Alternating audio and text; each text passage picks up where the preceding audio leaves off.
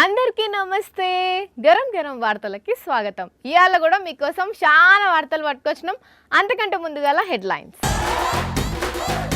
ఇందిరమ్మ ఇల్లు వచ్చిందట అవ్వకు, సంబరంతోని ఎగిరింది అందుకు. రైతు వాడింటు పాట, ఇదింటే రానే రాదు బేరమాడాలనే మాట. రోడ్ల మీద హల్చల్ చేస్తున్నారు పోకిరీలు, భయపడుతున్నారట సాఫ్ట్వేర్ ఉద్యోగులు.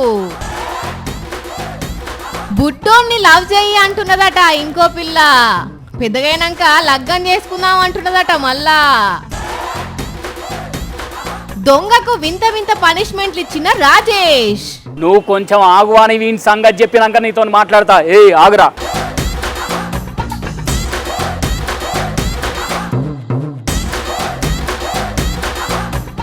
కాంగ్రెస్ సర్కార్ వాళ్ళు ఇందిరమ్మ ఇండ్లు ఇస్తున్నారు కదా, అయితే ఖమ్మంలా ఆ ఇండ్లకు సంబంధించి పట్టాల పత్రాలను డిప్యూటీ సీఎం సారు అర్హులకు ఇస్తున్నాడు. ఇక చూడాలే అప్పుడు ఒక అవ్వ ఆనందం వేరే లెవెల్ అంతే.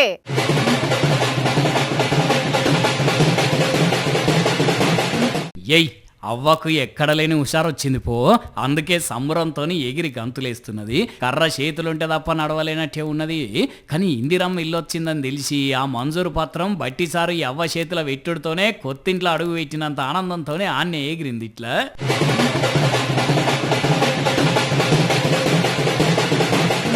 మరి సంబరంగా అదానుల్లా ఇల్లంటే మాటలా ఓ తరం. అదే సర్కార్ సపోర్ట్ లేకుండా కట్టాలంటే ఎన్ని పైసలు కావాలి ఏం కథ. అట్లాంటి ఇల్లు సర్కారే ఇస్తుండేసరికి ఇక నాకు ఇల్లు అవుతుంది అన్న ఆనందం ఈ అవ్వ లోపలగా అనిపించింది. ఖమ్మం జిల్లా చింతకానిలో ఇందిరమ్మ ఇండ్ల పట్టాలు, మహిళలకు వడ్డీ లేని రుణాల చెక్కులు పంపిణీ చేసిండు చిన్న సీఎం బట్టిసారు. రాజకీయంతో సంబంధం లేకుండా ఎవరైతే అర్హులుంటారో వాళ్ళందరికీ మా సర్కారు పథకాలు ఇస్తుంది అని చెప్పుకొచ్చిండు. కానీ అవ్వ సంబరం మాత్రం వేరే లెవెల్ కాదు. మబ్బులు పడుతున్నాయి, చినుకులు రాలుతున్నాయి, వాతావరణం మొత్తం మారిపోతుంది.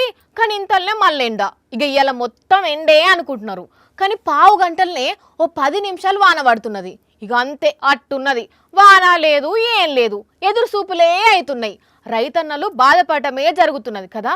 అయితే వానదేవుడా ఇక ఇప్పటికైనా మా మీద కరుణ చూపెట్టి కుండపోతగా వర్షం కురిపియమని ఈ ఊరోళ్ళు ఏం చేసిర్రంటే, బండెనక బండి, బండెనక బండి, బండెనక బండి, మొత్తం 101 ఎడ్ల బండ్లు, 1000 మందికి ఎక్కువనే అక్కలు, 1001 బిందెలు. ఊరుకు ఊరంతా కదిలిండ్రు, కృష్ణానది ఒడ్డుకు చేరిండ్రు, చప్పట్లు కొడుతూ పాటలు పాడిండ్రు.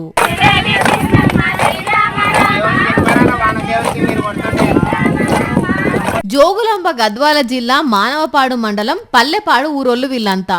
వానకాలం షురు అయి ఇన్ని రోజులైతున్నా ఒక్కటన్న గట్టి వాన పడకపోయేసరికి వానదేవుడా జర మా మీద కరుణ చూపెట్టి కుండపోత వర్షాలు కురిపి దేవుడా అని కృష్ణానదిలో నీళ్ళని తెచ్చి ఊర్లున్న శివాలయంలా కాశీ విశ్వనాథుని గుడిలా, ఆంజనేయ స్వామి గుడిలా, పెద్దమ్మ గుడిలా అభిషేకాలు చేసి పూజలు చేసిర్రు. చెప్పుండ్రే అన్నలు, ఎన్నేళ్ల సంధి మీరు ఇట్లా కృష్ణానదికి పోయి ఇట్లా నీళ్ళని తెచ్చి అభిషేకాలు చేస్తుండ్రే? గత 5 సంవత్సరాల నుంచి వర్షాలు పడక ఇదే రీతిలో ప్రతి సంవత్సరం కృష్ణానదికి పోయి 101 కాడి 1000 బిందెలతో కృష్ణా జలాలు తీసుకొచ్చి ఇన్నారుల్లా ఇదట అసలు ముచ్చట. వాన ఆలస్యం అయినప్పుడల్లా ఇట్లనే చేస్తే వాళ్ళకు వానలు పడుతున్నాయట. మరి వానదేవుడు అన్నదాతల మీద ఎప్పుడు కరుణ చూపెట్టి కుండపోత వర్షాలు చూపెడతాడో గాని నిరుడు కంటే ఇయ్యడు వానలు తక్కువ పడేసరికి రైతన్నలు మస్తు అంటే మస్తు బెంగతోనూ ఉన్నారు. ఇక్కడ వానల కోసం రైతన్నలు గిట్ల దండాలు పెట్టుకుంటుంటే, ఇటు జగిత్యాల జిల్లాలనేమో ట్రాన్స్ఫార్మర్ గాలిపోతే పట్టించుకునే దిక్కు లేకుండేసరికి 5-6 అక్కలు అందరికందరు కష్టపడి తెచ్చి గిట్ల పొలానికి చల్లుకుంటున్నారు. ఇక వీళ్ళది ఈ తిప్పలైతే ఇటు కామారెడ్డి జిల్లాలనేమో రైతన్నలది ఇంకో తిప్పలు. నెల రోజుల కింద ఒక ట్రాన్స్ఫర్ గాలిపోతే తెచ్చి మళ్ళా మొన్ననే కొత్తది వేసిర్రట. మళ్ళా 2 రోజులు చక్కగా నడిచి అట్లనే తిప్పలు పెడుతుందట. పశువులకు నీళ్ళు ఎట్లా పెట్టాలా, అసలు మేతలు ఎట్లా వారబెట్టుకోవాలా, అసలు మాకేం అర్థం కావట్లేదు. ఈ అధికారులు ఏమో పట్టించుకోవట్లేదు. అయ్యలు ఆఫీసర్లు విన్నారు కదా రైతన్నల బాధలు. జర వీళ్ళ దిక్కు చూసి జర బాధలు కష్టాలు తీర్చుండ్రి సారు. పాపం వీళ్ళని చూస్తే మస్తు బాధ అవుతున్నది పో. వీడేంది ఎవరి ఏంటనో వాడుతున్నాడు. మర్యాదగా దొరికితే పడతాయి చెప్తున్నా. ఎవరాయన అసలు ఎందుకు అట్లా ఎంటబడి పట్టుకున్నాడో కదా. తీయరా గుంజిల్ది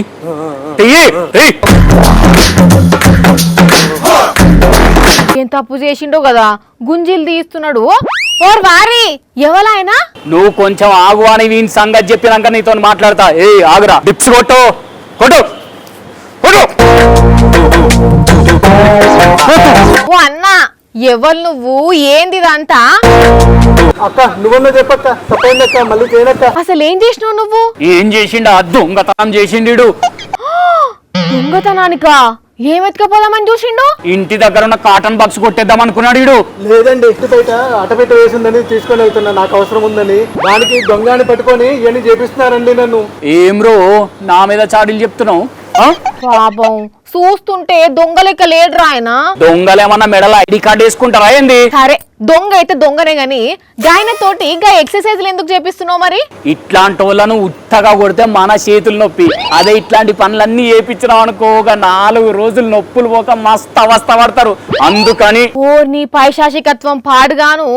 పోనీ పాపం ఇంట్లో సామాన్ కాదు కదా తీసుకుపోని చూసింది, ఇంటి ముంగట పడేసిందే కదా. అరే ఇవాళ ఇంటి ముంగడిది ఎత్తుకపోని చూసిండు, రేపు ఇంట్లో సామాన్ ఎత్తుకపోయిండు అనుకో, చూసుకుంటూ ఊకుంటామైంది. ఉన్న కానీ నిల్చొని రన్నింగ్ చేయరా. అయినా గిట్లా ఎక్సర్సైజులు చేయించుకుంటా ఏందా పనిష్మెంట్లు? అసలు ఎవరన్నా చేస్తారా అట్లా? చేస్తారానా? నేనన్నా ఇంతో సింపుల్ గా చేపిస్తున్నా. బంగ్లాదేశ్ లో ఉన్న కాక్స్ బజార్ లా ఒక జిమ్ సెంటర్ లో దొంగతనానికి పోతే ఆంతో ఏమేం చేపించారు తెలుసునా నీకు? ఏం చేసిర్రు? అడుగుతావు ఇంకా, చూడు నువ్వే. मार मार टूल और मिगा टूल टूल टूल मार मार boy boy boy hala na dari bahut over de और मिगा tell और मिगा tell और मिगा tell यानी क्या और బరువులు ఎత్తిచ్చి బొల బొల బొల బొల బొల ఏడ్చేటట్టు చేసిర్రు. దెబ్బకు ఆ నొప్పులతో మీ కాళ్ళు పట్టుకుంటే మీ దండం పెడితే నన్ను ఇడిచిపెట్టండి సార్ అని చెప్పి ఎట్లా ఏడుస్తున్నారో చూడు.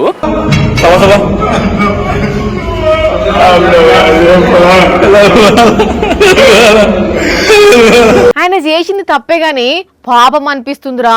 చూస్తుంటే ఆ బరువు తెత్తలేక ఆన్నే పానం పోయేటట్టు గోస పెట్టిరు కదా. మళ్ళా నేను ఇంకా చిన్న చేపిస్తున్నా దానికే అంటున్నావు. చెయ్యిరా, చెయ్యి, గట్టిగా చెయ్యి. ఓ అన్న నువ్వు ఆపు, పోయిగవో ఆ నుంచి ఓనీరా ఆయనను. అట్లెందుకు పోనిచ్చినావా? ఇంకొద్దిసేపు చేపించేది ఉండే. ఇగో నీకు నిజంగా దొంగతనం చేసేందుకు వచ్చిండనిపిస్తే పోలీసులకు అప్పచెప్పు, గంతేగాని గిట్లాంటి కథలు పడకు చెప్తున్నా. ఇది మంచిగున్నది కథ. తప్పు చేసిన నిడిచిపెట్టి నా మీద దగ్గరానికి వస్తున్నావు. నువ్వైనా ఆళ్ళైనా దొంగోడు దొరికితే చట్ట ప్రకారం పోవాలి గాని గిట్ల పనిష్మెంట్లు ఇస్తే పుసుక్కున మనిషికి అయితే ఏందన్నట్టు. ఇప్పటి నుంచి అట్లనే చేస్తది, సరేనా? పోయిగా. కానీ వామ్మో విచిత్రంగా గిట్ల ఎక్సర్సైజులు చేసే పనిష్మెంట్ ఇచ్చుడేందో కదా నుల్లా. చూసేందుకు ఏమున్నది ఎక్సర్సైజే కదా అనిపిస్తుందేమో గాని ఒక్కనాడే గంతగనం చేస్తే వారం దానిక నొప్పులు పోతాయా? వామ్మో సూపర్ మార్కెట్లకు పోయినప్పుడు ఆడ ఎంత ధర అచ్చేసి ఉంటే అంత పెట్టి కొంటాం. బేరాలు ఆడుడనేదే ఉండదు, ఫిక్స్డ్ రేటు. అయినా కానీ అదేదో గొప్ప అన్నట్టు కొంటుంటారు చాలా మంది.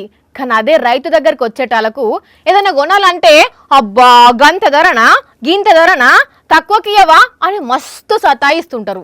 సేమ్ మళ్ళీ అవిటినే సూపర్ మార్కెట్లలో పెడితే ఆడ ఉన్నంత పెడతారు. అయితే అసొంటోళ్ళ లోపల మార్పు తెచ్చేటందుకు ఇంగో గిడొక రైతు ఏం చేసిండో చూడండి.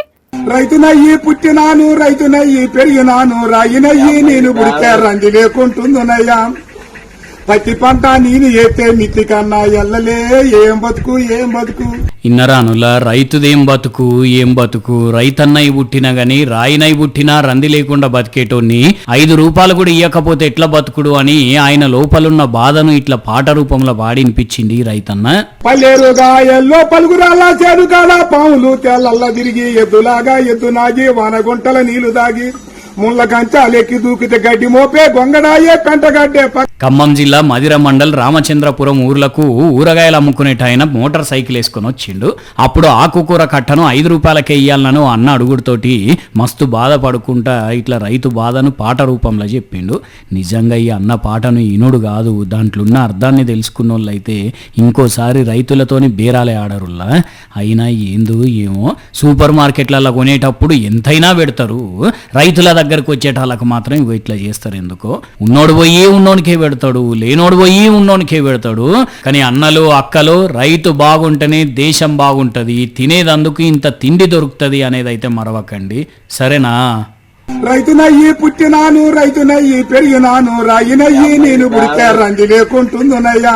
చూసిరు కదా, ఇవి ఇవాల్టి గరం గరం వార్తలు. మళ్ళొచ్చే ఎపిసోడ్లో ఇంకిన్ని గరం గరం వార్తలతో కలుద్దాం. మన టైం అయితే గుర్తుకున్నది కదా, రాత్రి 8:30కు, మళ్ళీ పొద్దుగాల 8:30కు. మర్చిపోకుండా చూడండి. టాటా.